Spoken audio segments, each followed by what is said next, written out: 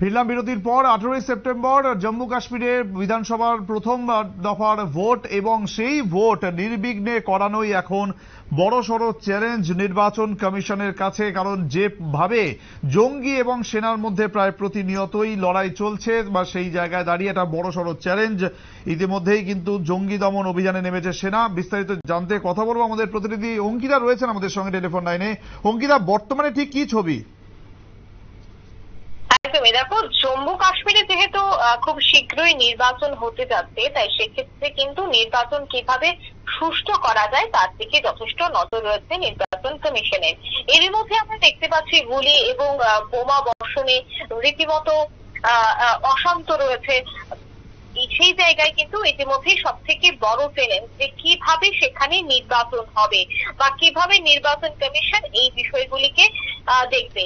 সে বিষয়ে আমরা এখনো পর্যন্ত জানতে পেরেছি যে এই নির্বাচনকে কেন্দ্র করে মূলত সেখানে একটি বিশেষ টিম গঠন করা হয়েছে এবং সেই টিম কিন্তু রীতিমতো কাজ করছে।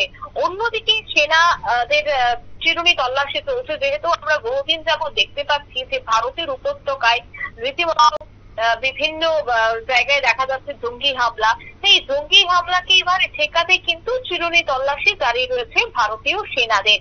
কিভাবে সেই জঙ্গিদের নিকেশ করা যায় এবং নির্বাচন যেন সুষ্ঠুভাবে সম্পন্ন করা যায়, এই বিষয়গুলি কিন্তু যথেষ্ট গুরুত্ব সহকারে দেখছে। এবং তুমি যে কথাটা তুমি প্রথমেই বলছিলে যে 18ই সেপ্টেম্বর জম্মু কাশ্মীরের প্রথম দফার ভোট, তাই সেক্ষেত্রে শান্তিপূর্ণ পরিবেশে নির্বিঘ্নে ভোট করানো নির্বাচন কমিশনের কাছে এই মুহূর্তে সব থেকে বড় চ্যালেঞ্জ। আর সেই লক্ষ্যে প্রতিদিন ভূস্বর্গে জঙ্গি দমন অভিযান চালাচ্ছে সেনা। তার মধ্যেই সোমবার জম্মুর একটি জায়গায় আর্মি বেসের বাইরে গুলি চালিয়ে পালিয়ে যায় সেখান থেকে জঙ্গিরা। সেই গুলি লেগে আহত হয়েছেন এক সেনা।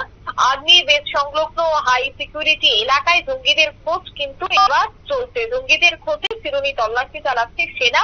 পুলিশের এক মুখপাত্র তিনি ইতিমধ্যেই জানাচ্ছেন যে সোমবার সকাল থেকে আজকে অর্থাৎ মঙ্গলবারেও কিন্তু বিভিন্ন জায়গায় দেখা গেছে যে চিরুনি তল্লাশি। অন্যদিকে আরো একটা খবর দিয়ে রাখছি যে এখনো পর্যন্ত সেনা ছাউনির বাইরে গুলির শব্দ শোনা যাচ্ছে।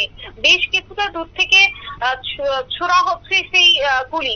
তাই এই বিষয়গুলি নিয়ে কিন্তু অনেকটাই উদ্বিগ্ন রয়েছে। তাই ভারতীয় সেনা তারা কিন্তু এবার জঙ্গি দমনে সক্রিয় একেবারে চিরুনি তল্লাশি শুরু করে দিয়েছে। জঙ্গিরা সম্ভবত স্নাইপার রাইফেল থেকে সেই গুলি চালিয়ে পালিয়েছে বলেই পুলিশের ধারণা। ইতিমধ্যেই জম্মুর সব থেকে বড় মিলিটারি বেস এবং সেই জায়গাতেই কিন্তু একেবারে চিরুনি তল্লাশি চলছে। দেখো 2018 সালের 10 ফেব্রুয়ারি এই সেনা ছাউনিতেই জঙ্গি হানায় শহীদ হয়েছিল 6 সেনা এবং প্রাণ হারায় এক স্থানীয়।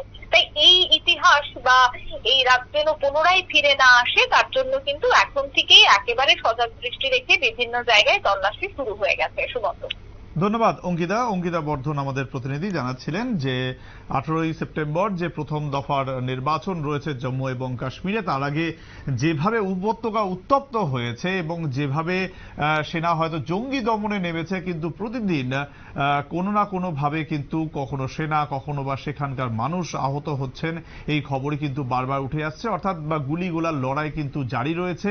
তারই মধ্যে নির্বাচন কমিশনের কাছে এখন সব থেকে বড় চ্যালেঞ্জ এই নির্বাচন কিভাবে সুষ্ঠুভাবে সম্পন্ন করা যায়। নিচে আরো একটি বিরতি, সঙ্গে থাকুন।